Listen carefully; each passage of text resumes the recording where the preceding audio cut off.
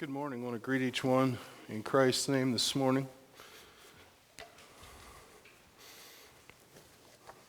I apologize for last Sunday. I flew through the material because there was so much I wanted to cover, and talking to my family afterwards, I may have gone so fast that some of it didn't make sense. So apologize for that. Hopefully this morning I don't have quite as many notes, but I don't think I have less to say, so I'll try to say the right things, and hopefully you can learn from it. My wife is going to run the PowerPoint this morning because one of the things my family said is, you didn't keep up with your PowerPoint. And I'm like, yeah.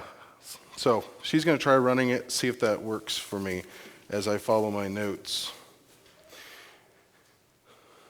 So yeah, one of the things that maybe wasn't clear that I may have assumed that you knew, but that fictional story I told about a preacher from Virginia coming to Indiana, that was surrounding the situation with Jacob Ammon coming from France. He was from France coming to Switzerland and causing division in Switzerland. I don't think he thought of it as that way. I think he thought of it as getting them back on the right path. But yeah. This morning, before we begin, looking at the Russian Mennonites, turn to Matthew chapter 5. One of the suggested readings for this lesson. Not going to read the whole chapter, but there are some verses beginning of Matthew 5 that I think go along well as we look at the Russian Mennonite story. Matthew 5, verse 1, and seeing the multitude, he went up into a mountain, and when he was set, his disciples came unto him, and he opened his mouth and taught them, saying, Blessed are the poor in spirit, for theirs is the kingdom of heaven. Blessed are they that mourn, for they shall be comforted. Blessed are the meek, for they shall inherit the earth. Blessed are they which do hunger and thirst after righteousness, for they shall be filled. Blessed are the merciful, for they shall obtain mercy. Blessed are the pure in heart, for they shall see God. Blessed are the peacemakers, for they shall be called the children of God. Blessed are they which are persecuted for righteousness' sake, for theirs is the kingdom of heaven. Blessed are ye when men shall revile you, and persecute you, and shall say all manner of evil against you, falsely, for my sake. Rejoice and be exceeding glad, for great is your reward in heaven, for so persecuted they the prophets which were before you. I would say that one of the things that distinguishes the Mennonites from other Protestant groups is the way we try to live out not only the Beatitudes, but all of the Sermon on the Mount. Not that Protestants don't teach it, it's not that at all, but they often teach that it's not necessarily something that can be lived out fully. It's maybe something you strive for, but it can't totally be realized here on earth. But we as Anabaptists, Mennonites, have tried to do our best at living it out. Who are the Russian Mennonites? This first picture I have here, I'm sorry, can you click back to the picture at the beginning? This picture is of a Mennonite, supposedly a Mennonite family in Russia at the turn of the 19th century. 19th century is how you'd say it? Early 1900s, late 1800s. At this point, when they were prosperous, and there were thousands of them in Russia, this is supposedly was a typical home. Now, there were not very many pictures of homes like this, but if they showed homes, this tended to be the way they were built. And later on in the story, we'll hear how they went through a town, and they described burning all the German homes. So something makes me think, even though there's something different about this home, maybe from the way Mennonites built homes in Europe, in Holland and Germany, and yet this was still looked at as different than the Russian homes. And we'll see a picture at the end of our class today that is more of what we would think of as a Russian home today, not of a middle class or poorer class person. So anyway, we'll move on here. So the picture here I'm going to just say my first experience in meeting up with Russian Mennonites. I moved to Central America, and about 4 months in, I moved to the jungles of northern Guatemala. And this is how roads typically were. Not real wide, very rough. You can't really see it, but it's very stony, and not very straight. That was a pretty straight road for Guatemala, and it's not straight by our standards, but then I went and visited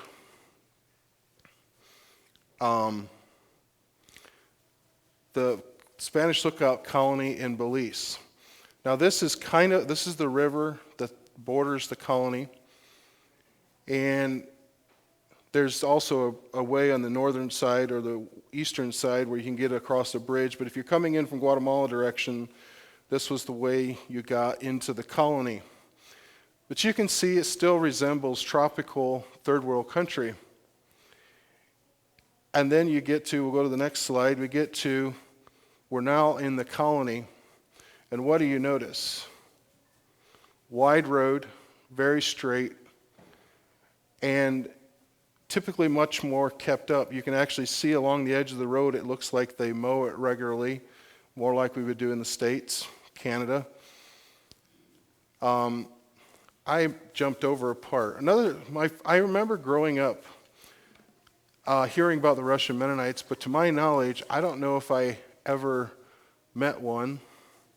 Probably the first thing that really stuck in my mind, I was pretty young. I looked and the film came out in 1983. How many here have ever seen And When They Shall Ask?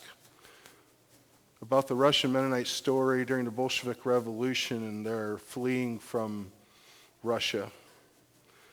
It's hard to find. It's not on YouTube, but if you go to Google, then it sent me to Vimeo, something like that. It's another video site.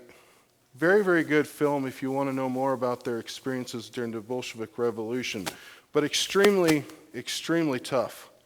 But I remember seeing that as a child, and then again in my mid-20s, when Sarah and I were dating, we went to the Mennonite Welcome Center in Kitchener, Ontario, and saw it again. And I hadn't remembered what it was called. I hadn't really remembered everything about it, but some of the things came flooding back to me of their experiences. But moving now to Central America, I got my first taste of what Russian Mennonites today look like. So their farms, to me, when I saw this farm, I thought this farm could almost be in Lancaster County or Holmes County. A little bit rolling. And yes, the homes are built differently than they would be in Holmes County or Lancaster County, but yet they're well-built homes. You can see how they're built up off the ground, and it's not like they're close to the ocean for storm surge or anything, but it's just one of their ways of dealing with the tropical climate. Underneath there, they can store things. The air can pass through. They can, in the daytime, you can go under there, lay in your hammock, and it's much cooler. Go on to the next picture. So this would be the main business center of the Spanish Lookout colony, and this is very typical for colonies across the Latin America where Russian Mennonites have gone.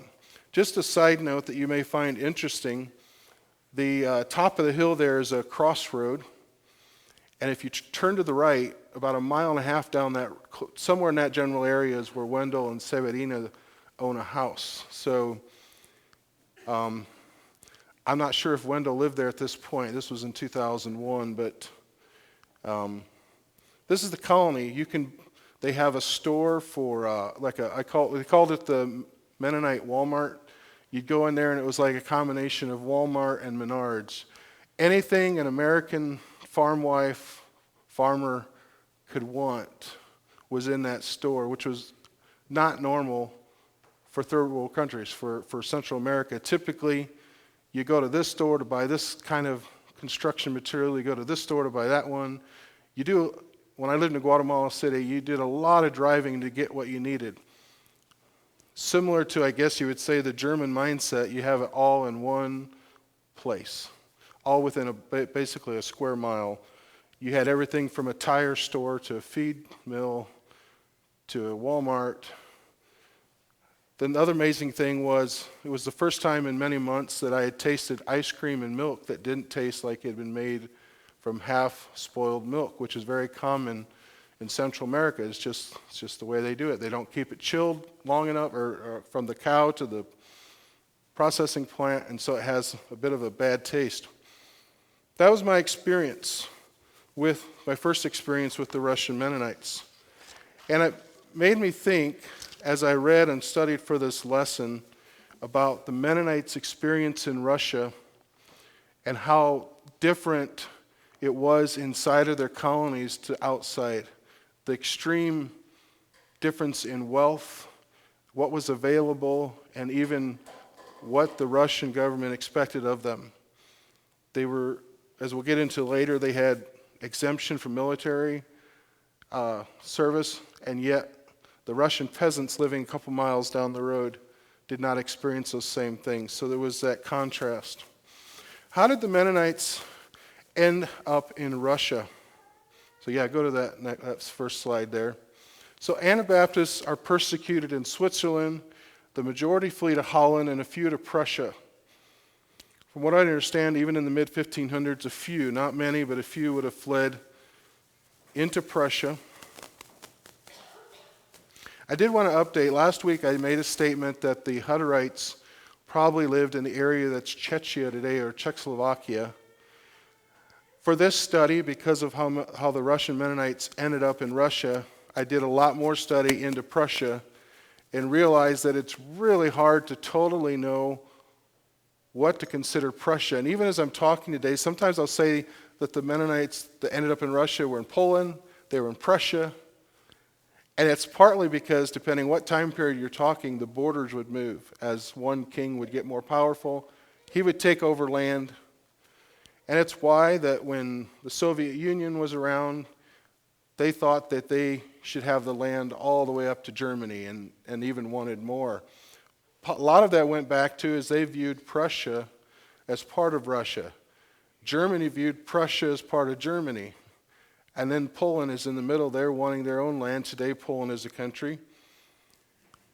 And it's a very confusing tale of borders. And so as I talk today, I'm sorry, but I don't know how to make it any clearer. Even I struggle to understand. A lot of times I'd look up a location, go to Google Maps, and see where it is today to try to keep track of where everything was happening. So they end up in Holland. We think of it, most Mennonites were in Holland and Germany. Go to the map now. So we'll see up here, these are modern day borders, I believe. Now obviously some of this is even changing in the last few years with Russia invading Ukraine. But back when the Mennonites would have been in Holland and then they fled Holland for persecution. They went into Germany, and I believe most of them went to the north and the east. So you see the border between Germany and Poland. So some of Poland and some of Germany was Prussia, and Prussia went all the way down into the Czech Republic. So that was my confusion last week. So the Mennonites ended up moving into that area east of Berlin. And there's even, I found in my studying, there's even a Mennonite church built like 300 years ago in Gondax, this morning I can't say it, up there. So you kind of get an idea of where they were at after they left Holland. So that is one of the interesting things of why did they end up speaking Plattdeutsch, which is a mixture of German, a little bit of Dutch, and I'm not sure what all else is mixed in there. Well, it's because when they moved to Germany into Prussia, they adopted the Low German of that area, but they also kept a little bit of their Dutch and they kind of mixed it up. It reminds me of the Jewish Yiddish language, which is a mixture of German and Hebrew and other languages that the Jews have lived among. So that's what's going on there. So they're living in Holland. Persecution drives them out. The Polish king, Vladislav IV of Poland, who reigned from 1632 to 1648, invited them to move along the Vistula River. And we go to the map, the next slide. This map shows the Vistula River. So if you see Warsaw, that river running from Krakow to Warsaw to Gdansk, that's the Vistula River. And I didn't try to worry about along what part of that the Mennonites were at. But the river had areas of swampy land running along it. And yet because it was swampy, it was very fertile. So that King Vladislav IV invited the Mennonites to come. And he promised them a couple of things. He promised them low taxes, free land. The land was free if they would come in and drain it. Military exemption. And so they gladly left their persecution in Holland and moved to this area. Many of them died while trying to drain this land, but those who survived became quite wealthy in this area. And things went along well for over 100 years. So think about it. A few actually moved there in the mid-1500s. So they had been there for 200 years, but many of them had only been there for 125 years. So go ahead to the next slide. I don't remember what I was going to say here. So let's go to the next slide here. So then in 1772, the area of the Vistula area is annexed by the King of Prussia, and he begins to impose heavy taxes in exchange for the military exemption. So still exempted, but you're going to have to pay for it. And Catherine the Great of Russia sees an opportunity. She had been in power about 10 years. She comes aware of this, and she says, I'll give you the same offer you had by Vladislav IV, but with one caveat. So a couple caveats. So military exemption, free land, and she even said, I'll even give you I'll give you some travel fees, I'll pay those, and even some reduced taxes early on for the first few years while they got their feet under them. But there were some exceptions to that rule. So go ahead to the next map. Yes, let's stop there. One of the biggest things, and it's one thing that I want us to think about, you've come away from this morning if you were not aware of, but one of the big things that I believe that if you talk to a Russian Mennonite today, they will say had an effect, and maybe they'll disagree exactly how big of an effect. But one of the things I think that led to some of their struggles later on was the fact that she did not allow them to proselytize the Russian peasants who were Orthodox, Eastern Orthodox. And you could ask the question, should they have refused the offer because of that? Was their gift of not having to serve in the military worth not being allowed to proselytize? Maybe I'll open it up right now. Anyone's thoughts on that? Was that a bargain that they should have made? Not being critical of them and just saying they were terrible people, but what if that was on our plate today? What if persecution came to the United States? And there was a country, I'll just say one. I'm not saying it's a better country, but let's say we could go to Australia, and they would give us free land and no military service, but we weren't allowed to share the gospel.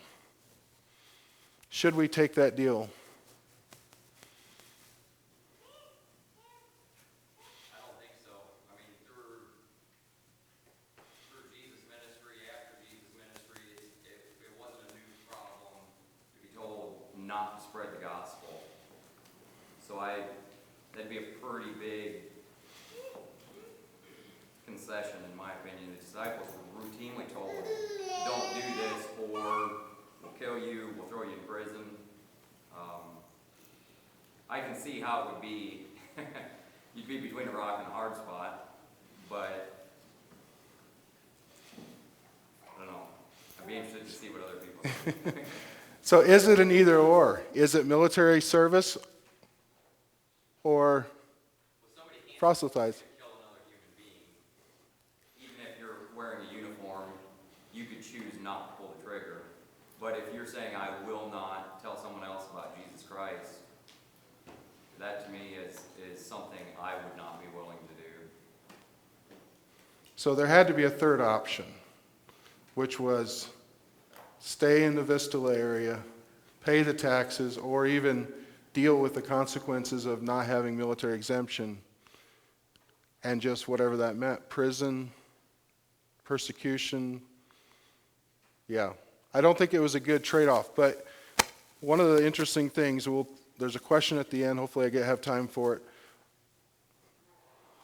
It was one of the more important things to the Mennonites who ended up in Russia, was they kept chasing military exemption. And not a bad thing.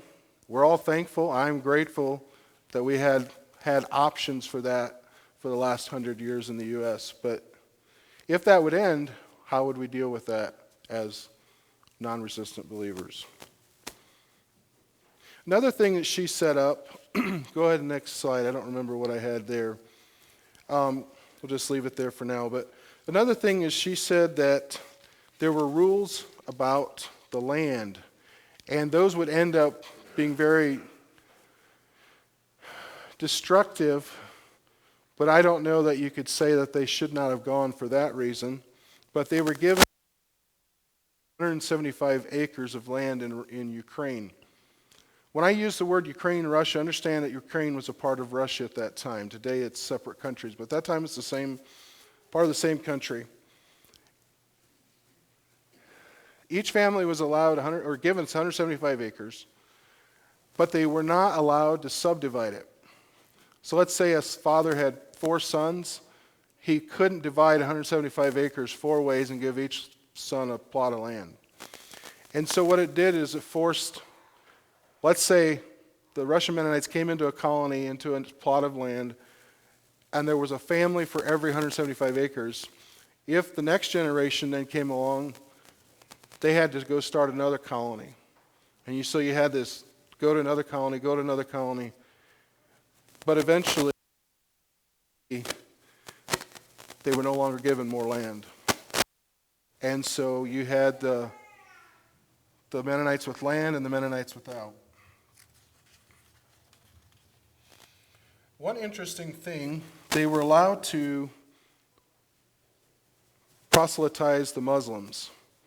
But from what I could tell, I didn't see anything in our Sunday school book, but when I was looking online, they did actually, the 1 or 2 colonies early on lived side by side with the Tartars. Does anybody know the history of the Tartars? I believe they were Muslim. So that's the only, in all my studying yesterday, the only place I could find where they actually met up with Muslims. But the only last years, it was not a healthy relationship. Is that my mic?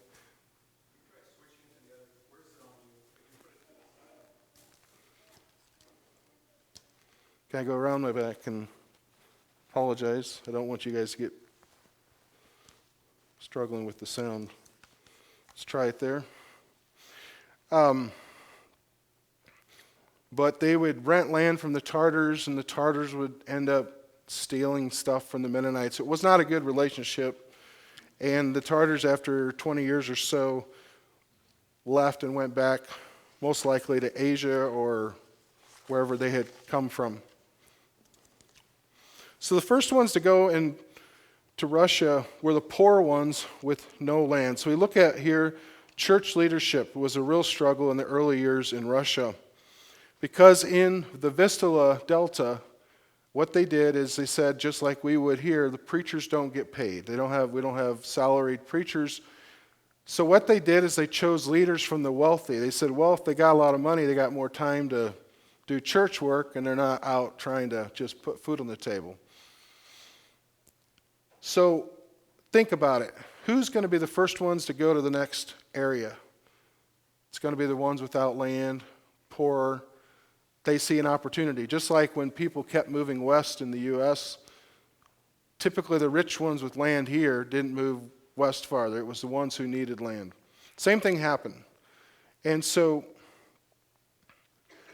there was next to no, if any, church leadership that actually moved with the early settlers to Russia. They said they struggled to do baptisms and marriages because there were no bishops, there were no ministers that went with them. It was very hard when they went. A lot of their possessions were put on boats to go down the river, and the people along the river or in the boats, whoever, would often go through their things, pull out the valuables, and so when their crates got to Russia, there was a lot of things missing. They also had their first fall. I don't think they were used to the weather. They said it was rainy, and they had a hard time getting their homes, shelters built quickly for the first winter. The first winter was extremely hard on them. I'm assuming, it didn't say it, but I'm assuming people died from that. But just like was typical of the cycle with the Russian Mennonites, when they first moved, it's very difficult. People died, but those who survived would 10, 20 years become prosperous and turn things around, and they're back to being much more prosperous than those living around them. Another thing that never came up on Wikipedia, online, or in our Sunday school book, but I think is something important to keep in mind too, this relationship between the Russian Mennonites and the peasants living right around them. One of the first conversations I had with Taras and Daria when they lived here, we got talking about the Mennonites in Ukraine, which would be what we think of as the Russian Mennonites. And I could tell very quickly that there was a lot of difficult feelings, maybe even in his own mind, of the Mennonites in Russia, Mennonites in Ukraine. And so I dug into that a little bit, and one of the interesting things that came up in the conversation that we don't often think about was this land that Catherine the Great gave to the Mennonites truly vacant. It's easy to think that the phrase that's used for Israel when it was given to the Jews in 1947, 48, the phrase was a land without a people for a people without a land. The problem was there were people living in Israel, but most of it was done legally, purchasing and all that. But obviously there are poor people that get pushed out of the way by wealthier people. Well, the land that Catherine the Great gave to the Mennonites was not completely vacant. So there was a lot of hard feelings, and I think those feelings, talking to Taras today, 200 years later, there's still hard feelings about that. And so understand that when you hear some of these things. That had some of it to do. I just heard an interview done by Anabaptist Perspectives, which I struggled with some of the things that were said, but the idea one man was saying was it right for us Mennonites to come into America and take land that the Indians had? And that gets touchy. So what I'm saying, we shouldn't be too quick to jump on the Mennonites in Russia for taking the land that Catherine the Great gave them, because we came and took opportunity here in the U.S. So dynamics, difficulties that there's no simple answer to. Why did Catherine the Great do what she did? To help understand who Catherine the Great was, she actually really wasn't Russian. She was born in Stettin, which is part of Prussia, close to what is current-day Germany, to German royalty. And she did whatever it took to become Empress of Russia, including learning Russian, which they said she did a poor job of that. She converted to the Russian or Eastern Orthodox Church, but in a lot of ways she never was Russian. And so it's very possible that she looked at the Mennonites as someone she could control. They didn't fight. They weren't part of the military. They didn't get involved in politics. So she could bring them in, and they could kind of keep down the local peasants. So I don't know what all her goals were or ideas were, but there was stark contrast, like I mentioned earlier, between the Russian Mennonites and their neighbors. Huge difference in their wealth and opportunities. The Mennonites, especially when they started running out of land, started going to school, becoming doctors, becoming educated, being teachers, all this thing, and had lots of opportunities that many of the other Russian peasants never had. By 1870, so about 100 years after the Mennonites started migrating to Ukraine, to Russia, they believe about 9,000 had left other countries to move into Russia. Did I miss? No. Just stay there on the map. So we see here, when I say Russia, so they left the Prussia, Poland area, moved into Ukraine. 100 years later, those 9,000 Mennonites had multiplied to 45,000 Mennonites. And by 1914, just before the Bolshevik Revolution, they numbered 100,000. By 1914, they were living in 45 colonies. They owned 4,600 square miles. That's hard for my mind to wrap around. I tried to think about what it was, so I looked up Ukraine today, the nation of Ukraine, which you see there in yellow, which obviously the eastern edge of that there's dispute with Russia. But Ukraine this would have been approximately 2% of what is modern-day Ukraine was owned by Mennonites. Obviously, not all of Ukraine is farmable, so they owned even more percentage of the farmable land in Ukraine. You could see like maybe some people, the locals, were a little bit concerned about this. As we'll see the story of the Russian Mennonites and how they were viewed, there were some similarities. We're not the Israelites, but it seemed similar that think about what happened. They were invited to the Vistula area. 100 years later, 50 years later, there's a new king. It feels like the Bible talks about then a Pharaoh arose who knew not Joseph. Same thing. Different kings would rise, and the Mennonites would go from being prosperous and free to persecution and losing what they had. So yeah, like I said, they had owned about 2% of Ukraine. It would be 4,600 square miles would be 12.8% of Indiana. So just think of a little over 10% of the state of Indiana would be all owned by the Mennonites. It'd be different than what we deal with now with us just living among everyone else, and definitely not owning 12.8%. The issue of the 175-acre plot. So I think this was by 1914. 75% of the Mennonites were landowning and 25% were not. They could not get land. And the financial disparity just kept growing between them. The ones who owned land typically were able to use that to get, kind of like you do when you have a business and you do well, you get more business and you expand and grow. A lot of the Mennonites got so wealthy that had land that they actually began buying large plots of land outside of their colonies that weren't officially part of the colony. And yet the non-owning, landowning Mennonites just stayed dirt poor and struggled, most of them. Unless they got into intelligentsia, into white-collar jobs, it was very difficult. And a phrase that you'll find on page 71 of your books says, among the Mennonites, land was status and farming was next to godliness. Does that sound familiar?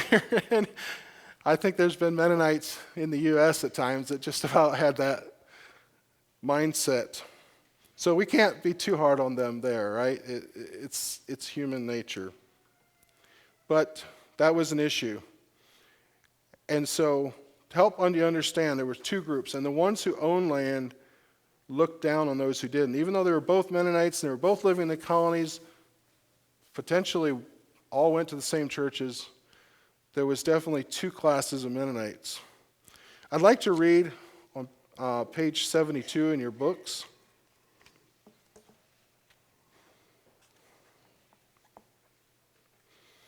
Thinking about the disparity between the Mennonites and the Russian people.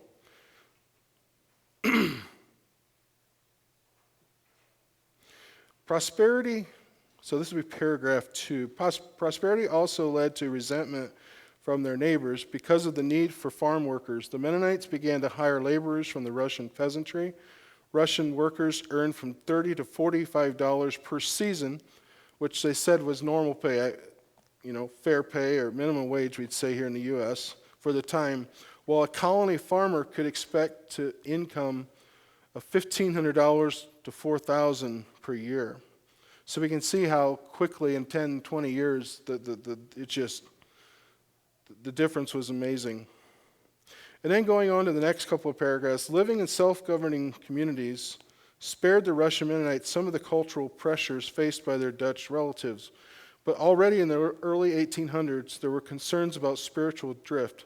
Klaus Reimer, a minister of the I can't speak Russian, so colony, spoke against the laxity in teaching, turning lawbreakers over to the government authorities, excessive use of alcohol among members, and church leaders not exercising spiritual disciplines. Klaus began meeting with like-minded folks in homes. Eventually, they organized as separate group.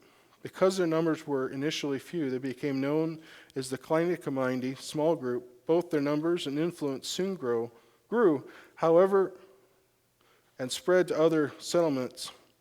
In coming years, when the special privileges afforded the Mennonites were threatened, the Kleine Gemeinde were among the first to migrate. And many of the Mennonites in Canada, Mexico, Belize that I've gotten to know, the ones, if you've gone to Bible school, you very likely went to Bible school with some Russian Mennonites. I'm pretty sure most or all, if not all of those are Kleine Gemeinde. I do have some pictures here at the end of some old colony and what they look. If you've not heard of old colony Russian Mennonites, they would be the more conservative ones. I want to read then a few verses continuing on there in Matthew 5, verses 13 to 16. Ye are the salt of the earth, but if the salt lost his savor, wherewith shall it be salted? It is henceforth good for nothing but to be cast out and to be trodden under the foot of men. Ye are the light of the world. A city that is set on a hill cannot be hid. Neither do men light a candle and put it under a bushel, but on a candlestick, and it giveth light unto all that are in the house. Let your light so shine before men that they may see your good works and glorify your Father which is in heaven. So a lot of the problem with the Mennonites in Russia was they did not do a good job of this part of the Sermon on the Mount. And you could say, well, it was because of the position they were put in when they moved there, and that's true, and so it's probably why they should not have agreed to that. Moving on then, the next slide. In 1874, Russia revokes the military exemption for the Mennonites. And going to the next picture. A lot of these pictures I found were on the internet, and I had to go off what they described. But supposedly these are Mennonite men who are serving in the forestry service. And so at first they were allowed to serve an alternate service, what we experienced here in the U.S. during World War II and following. But a lot of the Mennonites some of the Mennonites saw the writing on the wall of what was coming, just like they had experienced in Prussia, just like they experienced other places. When some of these rights were starting to take away, it was just going to keep happening until they got to the point where there'd be no military exemption. So go on to the next slide. From 1876 to 1880, approximately 30,000 Mennonites in Russia. immigrated to different places, but majority to North America, and of those, a majority to Canada. Going to the next slide, we have a picture here of a group of them that are traveling by train in Canada, and here they're getting off at Rosthern, Saskatchewan. Today there's large populations of Russian Mennonites in Manitoba, Saskatchewan, Alberta. And so at that point, 30,000 migrated in those 4 or 5 years there. So the remaining 70,000 Mennonites continued to prosper and continued to multiply. That once again, by the early 1900s, by 1914, they were back to 100,000 again. Now in 1914, Russia declares war on Germany. And here you have foreigners who speak German, don't serve in the military, and the country's at war with Germany. And it became extremely difficult for them. And then you have the Bolshevik Revolution. I believe it started in 1917. That's when it became very bad. So what do the Mennonites do? They're beginning to be targeted. They're caught in the middle, and obviously the Bolsheviks hate the Mennonites because the Mennonites are looked at as the privileged, the wealthy, and the Bolsheviks were mostly made up of the peasants and poor people. So you can go on to the next slide. The Bolsheviks set up councils called Soviets. That's where I believe where the word Soviet comes from. And they had a score to settle. There was especially, I don't have it in here, but there was a man, and maybe his name is in our Sunday school book, Machno, I don't know how you say his name, but we have some Russian. How do you say it? Machno? You've heard of him, I'm sure, or not. Have you heard of Machno? Yes. So he had worked as a hired hand on Mennonite farms, and most likely did not have a good experience, was not treated well.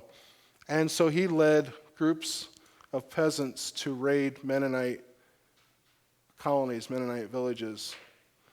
And dozens, sometimes hundreds of Mennonites would be killed in a few days. But before that, they started with taxing the landowners, but that didn't last very long. Then they started stealing from them, but then it escalated to the next slide of pillaging, raping, and killing the Mennonites. So the Mennonites said, what do we do? We can't allow this to happen. We can be very critical, but put ourselves in their shoes of what we would do if we were in the same boat. How would we respond? So go on to the next slide. Until this point, until 1905, the Mennonites had stayed out of politics, but when the Russian Revolution of 1905 took place, the Mennonites began to vote. And then, obviously, within 10 years, they were dealing with all the other issues. Go on to the next slide. So they began arming themselves. And I think probably have all heard of that. It's one of my concerns when I'm not opposed to gun ownership. Hunting is a worthy thing to do, but if we would ever be put under persecution, how tempting would it be for us to try to protect our wives, our children with that? Go on to the next slide. This is a picture supposedly showing Mennonite young men who have been set up in military-like defense units. Now, this is during World War I, and Germany was fighting against Russia at this point. And so they said there was actually some coordination between the German army and the Russian Mennonites in defending their colonies. And you could say, well, there was an arguable justification for it. Innocent people were being killed. But it actually just made things worse when these people like Machno and his followers saw Mennonites taking up arms. They just looked at it as another reason why to look down on them and to defeat them. They claimed to be non-resistant and all this. Now they're picking up guns, they're working with the German army, and things just got much worse.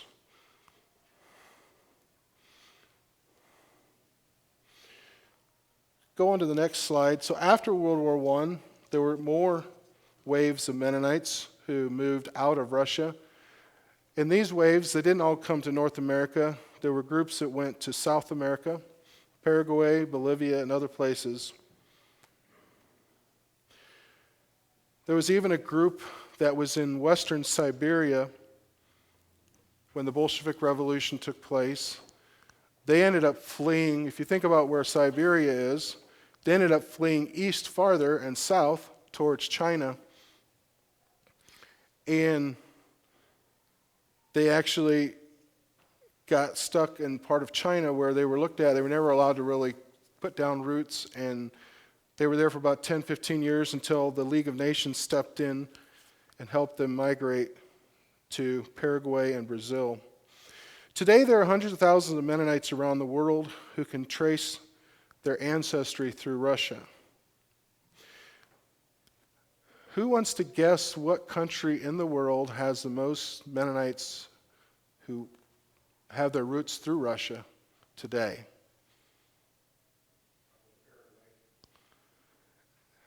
They're number 3.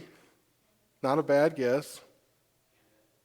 Canada is, so I could not pin my finger on Canada, and part of the reason is Mennonites like us get lumped in with Russian Mennonites in Canada. They're all viewed as one big group now. So there's approximately 200,000 Mennonites. I don't know what percentage of those are Mennonites like us, more Holland, German, versus the ones who traced back through Germany, or through Russia. There's actually a country that, of solid numbers, has probably almost as many as Canada. It might surprise you. What? Nope.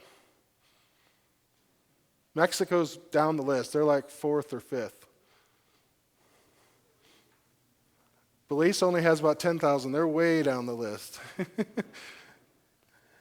I think the reason we think of Mexico and Belize is because they're the ones that have, a lot of them have Canadian passports, and through that have been able to migrate back to Canada, and we have contact with them here in the U.S.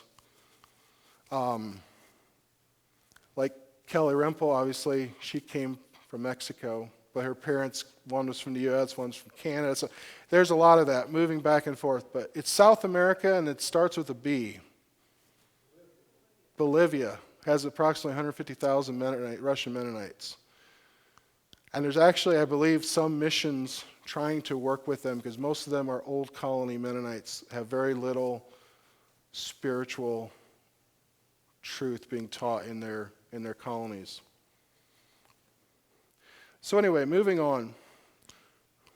The ones that remained in Russia, which we don't have any good numbers because they were so persecuted.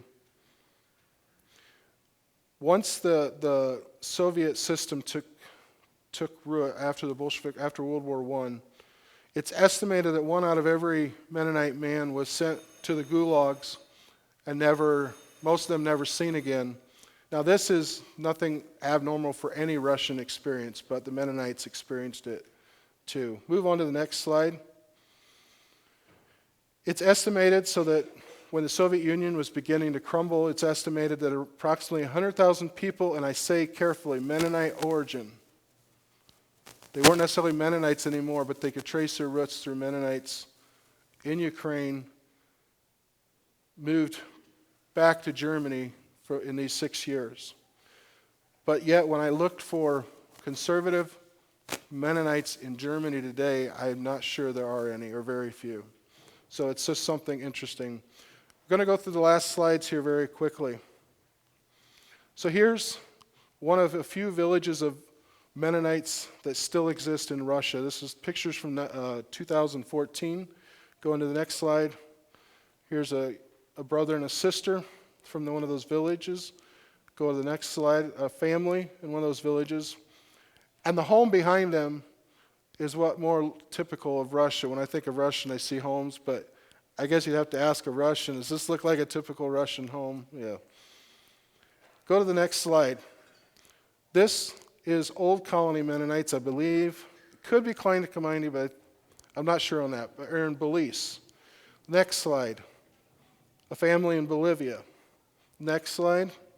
Family, not sure, but Mennonites in Mexico. These are Mennonites in Paraguay. These would be Old Colony. You see the horse and the buggies. They're not allowed to drive cars. And we'll just go ahead and stop there. I was going to read Romans 13. I'm out of time, and also Jerry read that. Very applicable, Romans 13, of thinking about our response to persecution and to pressures to maybe give up things that are biblical commands. There are two questions at the end of the lesson that I want to just look at real quickly. The first one, what values seem to remain consistent in the story of the Russian Mennonites?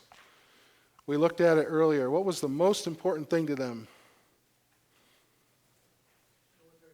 Military service. What was a close second, I would say?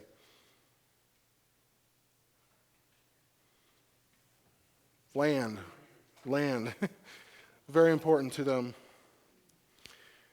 Question number 3, observing the ways wealth easily erodes faith and strong biblical warnings about material wealth, what precautions should we take, or what practices might we cultivate? How can we grow a vision of using wealth to advance the kingdom? Any thoughts on that question? I think we need to understand that wealth isn't truly ours. We get this idea in our head that, if we have land or we have money, that somehow is ours, which is not. That we're simply stewards of what God gives. I think that gives a different perspective if we have it with an open hand versus a closed fist. There's a big difference. You might not be able to tell perspective from the outside, but it makes all the difference from the inside. If we look at it as ours, I did it, it's mine, versus I'm simply a steward of what God has entrusted me with. So a question you might ask, what should the Russian Mennonites have done when they had such large disparity between wealth and the church? I've heard of a church, I forget what, it's Mennonite, I just can't remember what conference, what flavor it is. But I heard of a church in, I think it was Mississippi, or somewhere down there, who actually they had multimillionaires in their church, and they had people like me who were not multimillionaires, anything close, and they forced the multimillionaires to sell shares to people like me, so that I could bring my wealth up. I don't think that's what we're called to do, but how should they have handled it? Are there ways to help with that if that would happen in a church?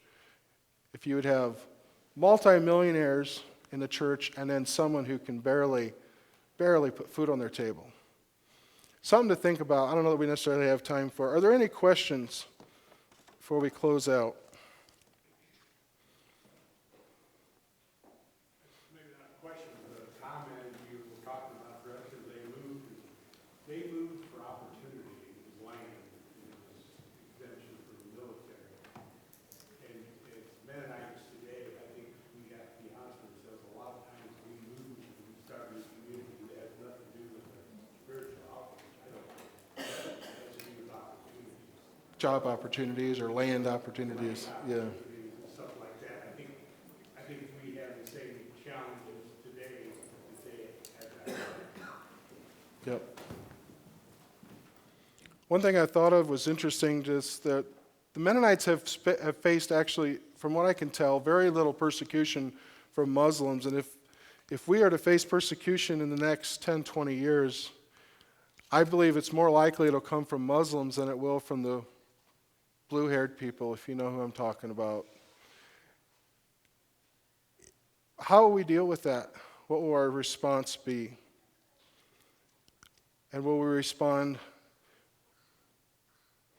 And I think there probably were Mennonites in Russia who stayed for spiritual reasons to try to reach their neighbors.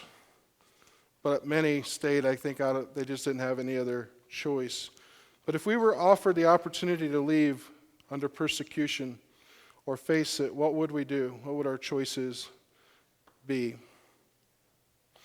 I think it's easy for us to think that our history is very different from the Russian Mennonites, but I think you're all familiar with the fact that, like, Laura and Jennifer Peters, Kelly Rempel were Russian Mennonite background.